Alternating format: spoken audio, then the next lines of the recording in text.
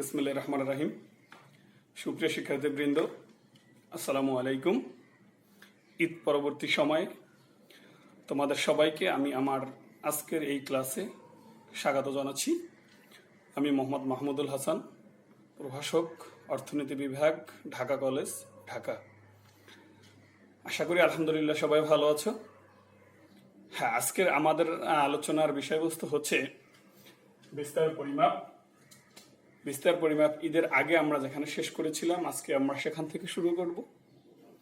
আজকে আমাদের শুরুতেই আমরা বিস্তার পরিমাপের অত্যন্ত গুরুত্বপূর্ণ একটা বিষয়, সেটা হচ্ছে পরিমিত ব্যবধান অথবা স্ট্যান্ডার্ড ডেভিয়েশন। আজকে আমরা আলোচনার বিষয়বস্তু হচ্ছে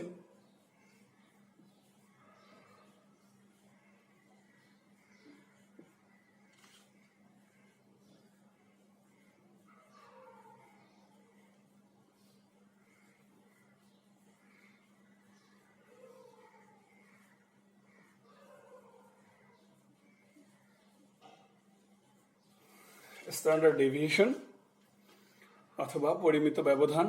এর আরেকটা নাম আছে, সেটা হলো পরিসংখ্যানিক ব্যবধান।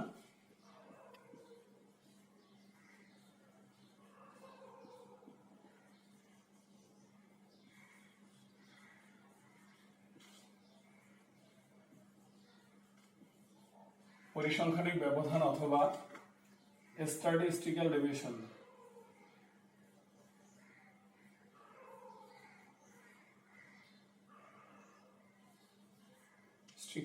Statistical deviation.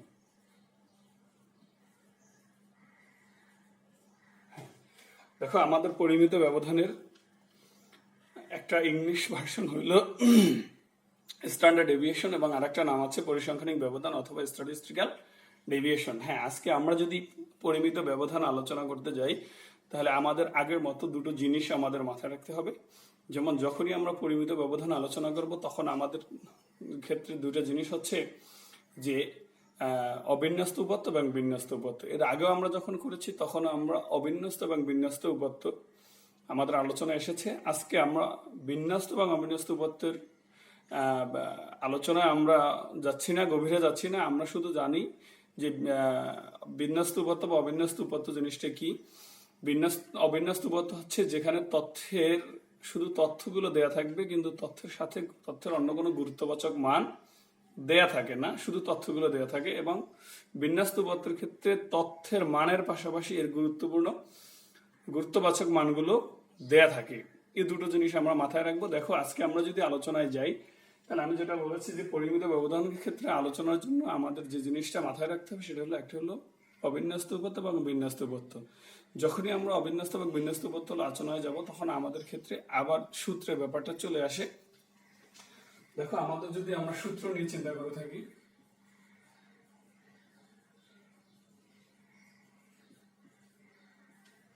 এখানে আমরা একটা ছক আকারে সূত্রগুলো উপস্থাপন করতে পারি। দেখো,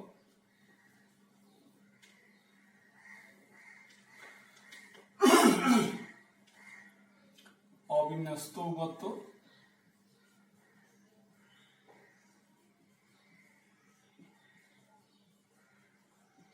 বিন্যস্ত উপাত্ত।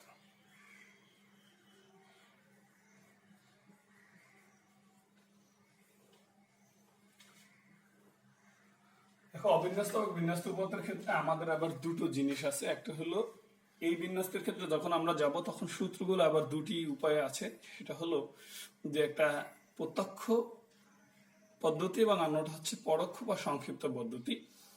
প্রত্যক্ষ পদ্ধতির ক্ষেত্রে দুটোর ক্ষেত্রে আলাদা সূত্র আছে এবং পরোক্ষ বা সংক্ষিপ্ত জন্য দুটোর ক্ষেত্রে আলাদা সূত্র আছে। যেমন আমরা যদি এখানে যাই, দেখো, হলো পদ্ধতি, প্রত্যক্ষ,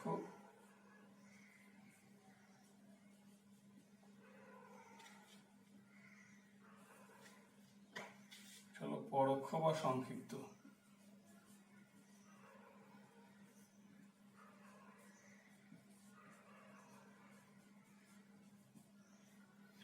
দেখো, প্রত্যক্ষ পদ্ধতির ক্ষেত্রে আমরা যখন যাব, তখন প্রত্যক্ষ পদ্ধতির যে সূত্রটা আছে সেটা আমরা জানি যে আগে সরাসরি আমরা লিখেছি। সেটা হচ্ছে যে সামেশন, এটা হলো সিগমা। যে পরিমিত ব্যবধান, এটাকে আমরা সাধারণত এই জিনিসটাকে আমরা সিগমা দিয়ে প্রকাশ করি। কি দিয়ে প্রকাশ করি? সিগমা দিয়ে প্রকাশ করি। তাহলে এটা হচ্ছে আমাদের সিগমা। হ্যাঁ, সিগমা দিয়ে যখন প্রকাশ করবো তখন আমাদের দেখো সূত্রটা কি হচ্ছে, রুটে power summation x minus x bar whole square divided by a. এটা হলো অবিন্যস্তর ক্ষেত্রে। যখন আমরা বিন্যস্তর ক্ষেত্রে যাব তখন আমাদের কি হবে দেখো, সমান সমান summation f x minus x bar whole square by a. দেখো এখানে জাস্ট আমাদের পরিবর্তন কতটুকু, এই যে সূত্রটা এবং এই সূত্রটার মধ্যে পরিবর্তন সূত্র, এখানে এফ আছে আর এখানে এফ নেই। এখন এই এফটা হচ্ছে সেই গুরুত্ববাচক মান। যখন আমরা চিন্তা করেছি যে অবিন্যস্ত পথের ক্ষেত্রে শুধু তথ্য থাকে কিন্তু কোনো গুরুত্ববাচক মান থাকে না, আর বিন্যস্ত পথের ক্ষেত্রে তথ্য থাকে এবং সাথে সাথে এর পাশাপাশি গুরুত্ববাচক মানটাও থাকে। যেমন এখানে গুরুত্ববাচক মানটা কি আছে, আমাদের এফটা আছে, বাট এখানে সেই এফটা আমাদের আর নেই। দেখো এখন আমরা যদি চিন্তা করি, এখন এখানে এই একটা সূত্র এখানে আছে, আবার একটা মনে করো এখানে আরেকটা সূত্র আছে। সেই সূত্রটা হচ্ছে summation x divided by N minus summation x divided by N whole square রুটে পাওয়ার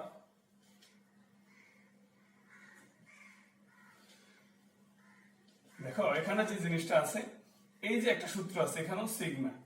এখন এখানে প্রত্যক্ষ পদ্ধতির জন্য আমাদের দুটো সূত্র আছে, পরোক্ষ পদ্ধতির জন্য আবার দুটো সূত্র আছে। দুটো সূত্র কি, সিগমা সমান সমান কি রুটের পরে যদি আমরা দেই তখন কি আছে, summation f x square divided by N minus summation f x by N whole square. দেখো সে একই অবস্থা। কি বলেছি আমরা, দেখো এখানে যে জিনিসটা আছে কি আছে, এখানে আমাদের যে এখানে এক্স আছে এখানে এক্স আছে, বাট এখানে এক্স এর পাশাপাশি এফটা আছে। তাহলে সেই এফটাই হলো বিন্যস্ত উপাত্তের জন্য যেখানে তথ্যের পাশাপাশি গুরুত্ববাচক মানটা থাকে। যদি আমরা অবিন্যস্ত উপাত্তের ক্ষেত্রে পরোক্ষ পদ্ধতিটা চিন্তা করি বা সংক্ষিপ্ত পদ্ধতিতে চিন্তা করি, তাহলে পরোক্ষ বা সংক্ষিপ্ত পদ্ধতির ক্ষেত্রে আমাদের যে সূত্রটা আছে সেটা দেখো, কি সূত্র আছে আমাদের, সিগমা সমান সমান summation d square by N minus summation d by N whole square রুটে পাওয়ার। ইয়েস, এখানে সিগমা সমান সমান কি summation d square divided by N minus summation d by N whole square. এখন দেখো এখানে যখন, তাহলে আমাদের এই সূত্রটা তোমরা সবাই জানো। সূত্রটা তাহলে কি হবে আমাদের, দেখো আমরা স্বাভাবিকভাবে যে জিনিসটা চিন্তা করতে পারি, সেখানে দেখো এখানে যখন ডি আছে এখানে এন আছে, এখানে ডি আছে এখানে আছে, তাহলে এখানে যখনই আমরা চিন্তা করবো তখন এইটার সাথে সাথে আমরা যদি এফটা রেখে দিই তাহলে আমাদের হয়ে যাচ্ছে। যেমন কি আছে, summation f d square divided by N minus summation f d by N whole square. এটা সমান সিগমা সমান সমান। দেখো তাহলে কি হচ্ছে, শুধু পরিবর্তন কোথায় আমাদের, দেখো এখানে হলো এফ নেই, এখানে এফটা আছে। এফটাই হলো ওই যেটা বলেছি সেটা হলো বিন্যস্ত উপাত্তের জন্য এফ। এখন এখানে দেখো এটার জন্য আমাদের আরো দুটো পদ্ধতি আছে এটা বের করার জন্য, কারণ যখনই আমরা বিন্যস্ত উপাত্ত চিন্তা করি তখনই আমাদের বিন্যস্ত উপাত্তের জন্য দুটো জিনিস থাকে। কখনো আমাদের বিন্যস্ত উপাত্তের ক্ষেত্রে কখনো আমাদের তোমার বিচ্ছিন্ন চলক হয়, কখনো অবিচ্ছিন্ন চলক হতে পারে, কখনো বিচ্ছিন্ন চলকের পাশাপাশি আবার দেখা যাচ্ছে যে আমাদের শ্রেণীবৃত্তি সমান হতে পারে, শ্রেণীবৃত্তি অসম হতে পারে। তো যখন আমরা চিন্তা করবো তখন এটা হলো বিচ্ছিন্ন চলকের জন্য, বিচ্ছিন্ন চলকের ক্ষেত্রে।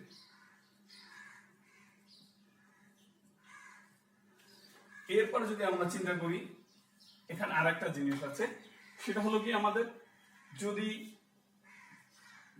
শ্রেণীবৃত্তি অসম হয়, শ্রেণীবৃত্তি দ্যাট মিন্স এখানে মনে করো শ্রেণীবৃত্তি বলতে এটা 10 to 20 আবার 20 to 30। তো দেখো এখানেও 10 এখানেও 10, ব্যবধান কত, এখানে 10 এখানে ব্যবধান কত 10। অর্থাৎ শ্রেণীবৃত্তি যখন আমাদের সমান হবে বা অসমান হবে, তখন যখন সমান হবে তখন আমাদের শুধু এই সূত্রের পাশাপাশি এখানে শুধু সিটা আসবে, বাকি সময়টা ঠিক থাকে। Summation f d square by N minus summation f d square by N whole square. দেখো এটা থাকবে, এটা হলো কি সমান শ্রেণীবৃত্তির ক্ষেত্রে, সমান শ্রেণী ব্যবধানের ক্ষেত্রে।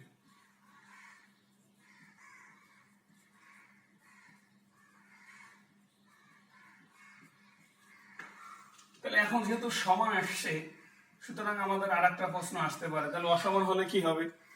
অসমান হলে দেখো এখানে সিগমা সমান সমান এখানে সিটা আর থাকবে না, সিটা না থেকে এখানে আরেকটা জিনিস চলে আসবে, সেটা হলো summation f x minus A x minus a whole square divided by n minus summation f x minus a divided by n whole square। এটা হলো যখন শ্রেণী ব্যক্তি অসম হবে, শ্রেণী ব্যক্তি অসম হলে, অর্থাৎ যেখানে 10 to 20 এখানে যদি 20 to 35 হয়, দেখো এখানে হলো 10 এখানে হলো 15, অর্থাৎ এখানে শ্রেণীবৃত্তিটা অসম, এখানে 10 এখানে 15। যখনই অসম হবে তখন হবে আমাদের এই সূত্রটা। যখন আমরা এই সূত্রগুলো মনে রাখতে পারবো, তখন আমরা যে কোনো অঙ্ক খুব ইজিলি যে কোনো সমস্যার সমাধান আমরা করতে পারবো। তাহলে কি হচ্ছে, আমি বলতে চাচ্ছি যে আমাদের পরিসংখ্যানিক ব্যবধান বা স্ট্যাটিস্টিক্যাল ডেভিয়েশন অথবা পরিমিত ব্যবধান অথবা স্ট্যান্ডার্ড ডেভিয়েশন, এটাকে আমরা সিগমা দ্বারা প্রকাশ করি, এবং পরিসংখ্যানের এখানে এই পরিমিত ব্যবধান সমস্যা সম্পর্কিত সমস্যার সমাধান করার জন্য আমাদের সবসময় বিন্যস্ত এবং অবিন্যস্ত উপাত্তর কথা চিন্তা করতে হবে। অর্থাৎ বিন্যস্ত উপাত্ত এবং অবিন্যস্ত উপাত্তের ক্ষেত্রে যখনই চিন্তা করব, তখনই আমাদের আবার দুটো পদ্ধতির কথা চিন্তা করতে হবে। দুটো পদ্ধতি হচ্ছে আমাদের প্রত্যক্ষ পদ্ধতি এবং পরোক্ষ পদ্ধতি। প্রত্যক্ষ পদ্ধতির ক্ষেত্রে আমরা এই সূত্রটা, অবিন্যস্তর ক্ষেত্রে এই সূত্র দুটো অ্যাপ্লাই করতে পারি এবং বিন্যস্ত পদ্ধতির ক্ষেত্রে এই সূত্রটা অ্যাপ্লাই করতে পারি। সেক্ষেত্রে দেখা যাচ্ছে যে এই সূত্রের ক্ষেত্রে এই সূত্র প্রায়টাই সেম, শুধু এই বিন্যস্ত পত্রের ক্ষেত্রে যে গুরুত্ববাচক মান গণসংখ্যাটা দেওয়া থাকে সেই এফটা এখানে সংযোজিত হয়েছে, এবং পরোক্ষ বা সংযুক্ত পত্রের ক্ষেত্রে এখানে একটাই সূত্র আছে আমাদের। এইটার পাশাপাশি আমাদের বিন্যস্ত পদের ক্ষেত্রে আমাদের তিনটি সূত্র আছে। একটা হলো বিচ্ছিন্ন চলকের জন্য উপরেরটা, দেন হলো সমান শ্রেণীবৃত্তির ক্ষেত্রে মাঝখানেরটা, এবং সর্বশেষ হচ্ছে অসম শ্রেণীবৃত্তির ক্ষেত্রে আমাদের। এখন যদি আমরা চিন্তা করি কোন সমস্যার সমাধান নির্ণয়ের জন্য আমরা যদি চিন্তা করে থাকি, সেক্ষেত্রে আমরা একটা সমস্যার সমাধান চিন্তা করি। তবে আমরা আজকে এত বড় একটা বিষয় নিয়ে আলোচনা করব না, আমরা আজকের ক্লাসে অবিন্যস্ত উপাত্ত নিয়ে আলোচনা করব। আগামী ক্লাস ইনশাল্লাহ আমরা বিন্যস্ত উপাত্ত নিয়ে আলোচনা করব। তাহলে আমরা আজকে বিন্যস্তটা আমরা ল্যাপস করে দিলাম, অর্থাৎ বিন্যস্তটা আমরা মুছে দিলাম। আমরা এই সূত্রে অ্যাপ্লাই করে আমরা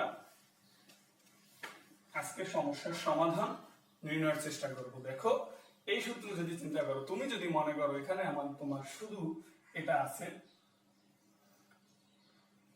মনে করো 15 একটা ডাটা, 25, 35, 45, 55, যদি এই ডাটাগুলো তোমার থাকে, তাহলে দেখা যাচ্ছে যে এখন এই ডাটাটা শুধু এটা হলো এক্স এর মান। মনে করো যদি এই এক্স এর মানটা দেয়া থাকে, যখন এখানে শুধু তথ্যটা আছে, গুরুত্ববাচক কোনো মান নেই, তখন আমরা বুঝতে হবে যে এটা হলো আমাদের একটা কি অবিন্যস্ত উপাত্ত।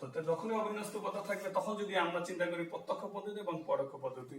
প্রত্যক্ষ পদ্ধতির ক্ষেত্রে দেখো আমাদের যে সূত্রটা আছে সিগমা সমান x minus x bar whole square by n. N বলতে এখানে হলো এন সমান হলো 1 2 3 4 5, অর্থাৎ এন হলো 5। এখন বলা হচ্ছে এক্স মাইনাস এক্স বার, এক্স যদি এইটা হয় তাহলে এক্স বার কি হবে? এক্স বার সমান আমরা জানি সামেশন এক্স বাই এন। যখনই সামেশন এক্স বাই এন হবে, তাহলে এক্স বার কি আছে, এই সবগুলো যদি আমরা যোগ করি 100 160 175, দ্যাট মিন্স সামেশন এক্স সমান 175। যখন আমরা বের করব 175 ডিভাইডেড বাই এন সমান হলো 5, দ্যাট মিন্স হলো 35। দেখো এখন যদি আমরা চিন্তা করি এটা, তাহলে দেখো আমরা এক্স পেয়েছি এটা আর এক্স বার পেয়েছি এটা। তো আমরা যখনই চিন্তা করব, তখন দেখো আমরা কি করতে পারি, x minus x bar whole square, that means আমরা যদি যাই x মাইনাস এক্স বার, তাহলে x যদি হয় 15, x বার যদি হয় 35, তো 15 মাইনাস 35 দ্যাট মিন্স হলো মাইনাস 20। এখানে হলো মাইনাস 10, এখানে 0, এখানে 10, এখানে হলো 20। এখন যখনই আমরা পেয়েছি দেখো তখন কি আছে আমাদের x x bar whole square. তাহলে আমরা যদি x x bar whole square যাই তখন আমাদের কি হবে? যখন যাব তখন আমাদের কি হবে? 20 কে দিলে মাইনাস মাইনাস প্লাস, এখানে হলো 400, এখানে হলো 100, এখানে 0, 100, 400। দ্যাট মিন্স এখানে হলো আমাদের কত? Summation x x bar whole square সমান সমান হলো 1000। দেখো এখন যদি আমরা 1 নম্বর সূত্রের দিকে তাকাই, 1 নম্বর সূত্রে আমাদের কি আছে? প্রত্যক্ষ পদ্ধতি।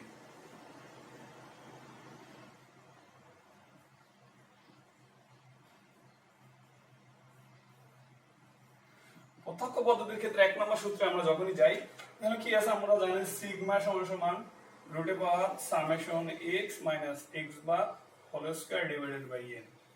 এখন দেখো x x bar x x bar whole square কত? 1000 ডিভাইডেড বাই n কত আমাদের? 5 সমান সমান কত হলো আমাদের? 200 রুটে পাওয়ার। এখন 200 কে আমরা যখন রুটে পাওয়ার দেব তখন দেখো আমাদের কত আসে?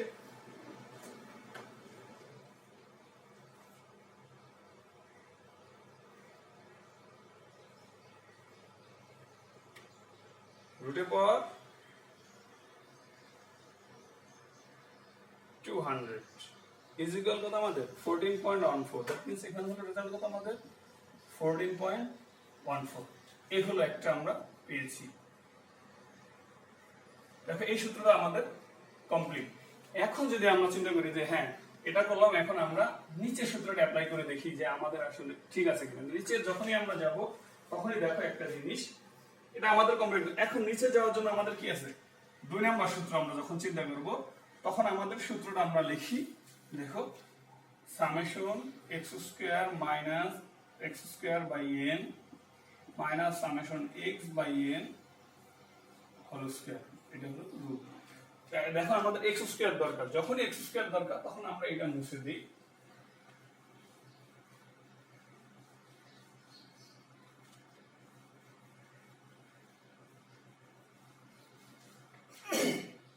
দেখো x স্কয়ারের জন্য আমরা যদি x স্কয়ার এখানে দেই তাহলে কত হয়? 15 হলো 5 5 25, 2 2 15 225, 25 25 625। এখন দেখো এখানে যে জিনিসটা, এখন 35 35 কত? আমরা মুখে মুখে হিসাব করার জন্য একটা জিনিস তুমি মনে করবা, টেকনিক্যালি এটা তোমার সবসময় মনে রাখতে হবে, মুখে মুখে হিসাব করার জন্য আমার ডান পাশের যে সংখ্যাটা থাকবে সেটাকে আগে গুণ দেবো। দ্যাট মিন্স এখানে যদি 35, আমরা কিন্তু জানি না, আমরা এই দুটো পেরেছি বাট এটা আমরা পারি না।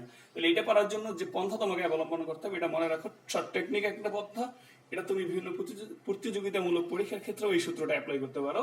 যেমন এখানে 5 5 25 25। এখন কত হবে? এখানে 3 3 এর সাথে 1 যোগ করব, 3 এর সাথে 1 যোগ করলে কত হয়? 4 4 যোগ করে 3 দিয়ে গুণ দেব। দেখো 3 এর সাথে 1 যোগ করলে হয় 4, 3 দিয়ে গুণ দিলে হয় 12। দেখো হয়ে গেল আমাদের 1225। এখন নিচেরটার ক্ষেত্রে যখন দেখো আবার 5 5 25, তাহলে আমরা কি বলছি? প্রথমটার সাথে 4 এর সাথে আবার 1 যোগ করব, 4 এর সাথে 1 যোগ করলে কত হয়? 5 5 কে 4 দিয়ে গুণ দেব, 4 5 20। তাহলে 55 এর ক্ষেত্রে কত হবে? 5 5 25। এরপর 5 এর সাথে 1 যোগ করলে কত হয়? 6 6 এর 5 দিয়ে গুণ করব, কত? 5 6 30। দেখো আমরা x স্কয়ার দরকার, আমরা x স্কয়ার এখন এটা সামেশন x স্কয়ার সমান সমান যোগ করলে কত হয়? 2 3 4 5 আচ্ছা 25 আর 5 হাতে আমার 1 2 2 4 6 8 10 12 12 2 হাতে আমার 1 3 3 9 11 1 হাতে আমার 1 4 6 7 7 1 2 5। এরপরে আমাদের কি আছে দেখো? সামেশন x সমান আমরা কি জানি? 905। সরি, সামেশন x সমান হলো কত? সামেশন x দ্যাট মিন্স হলো 100 175। এখন যদি আমরা এখানে মান বসাই দিই, আমরা কিন্তু মান বসাই দিতে পারি। যেমন এখানে যখন আমরা মান বসাবো summation x square that means কত 7 1 2 5 ডিভাইডেড বাই n কত আমাদের n হলো 5 minus summation x that means 175 divided by n সমান কত আমাদের 5 হোল স্কয়ার, এটাকে আমরা রুট। এখন দেখো আমরা যখন চিন্তা করি তখন আমরা কি করতে পারি, এখান থেকে 5 দিয়ে এটার ভাগ দিলে কত হয় 5 8 5, এরপর হলো 2 21 4 5 20 12 5 2 10 5 5 25 1425 মাইনাস এখানে 175 এ 5 দিবেন 35 35 কে ধরে আমরা হয় কত 12 25 দেখবেন 1225 এটা রুটে পাওয়া সমান সমান এখানে আমাদের কত হয় 0 2 এ 0 2 আসলে দেবে কি 2 এটা রুটের ভাগ 200 সমান সমান কত 14 দেখো প্রথমটার ক্ষেত্রে আমাদের রেজাল্ট হয়েছে কত 14.14, দ্বিতীয়টার ক্ষেত্রে আমাদের কাছে 14.14।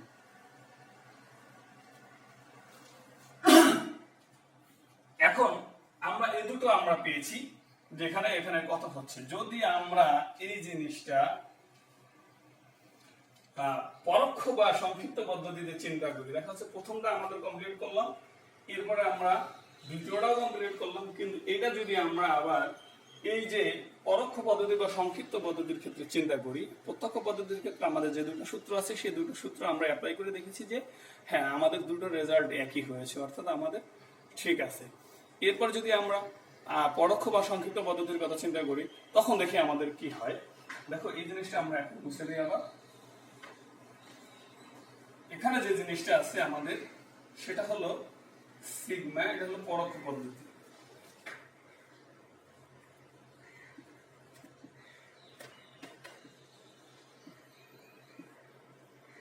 পরোক্ষ পদ্ধতির ক্ষেত্রে কি আছে সিগমা সমান সমান summation d square by N minus summation d by N whole square, এটা রুটে পাওয়া।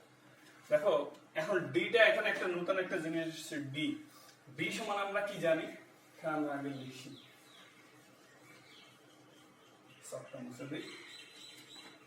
ডি সমান আমরা জানি বিচ্যুতি।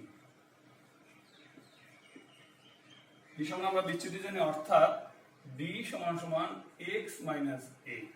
এখন দেখা যাচ্ছে যে এক্স তো এখানে দেয়া আছে, এক্স এখানে আমাদের দেয়া আছে, এটা কি হবে এ হলো এই সমান কি অনুমিত গড়।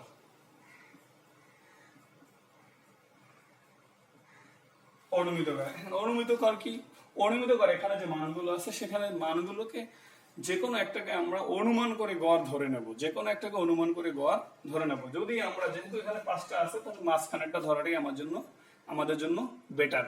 যদি বেজোড় থাকে, যদি জোড় থাকে তাহলে মাঝখানের দুটো থাকে, দুই পাশে ভাগ করার পর মাঝখানে দুটো যে কোনো একটা নেওয়া ভালো। এখন দেখো আমরা যখন 5টা আছে তখন এইটা সমান মনে করবো এ, যদি এইটা সমান এ নেই তখন কি হচ্ছে ডি সমান সমান কি এক্স মাইনাস এ। দেখো এক্স কত আমাদের 15, এ কত 35, তার মানে মাইনাস 20, এখানে কত আমাদের মাইনাস 10, এখানে 0, এখানে হলো 10, এখানে হলো 20।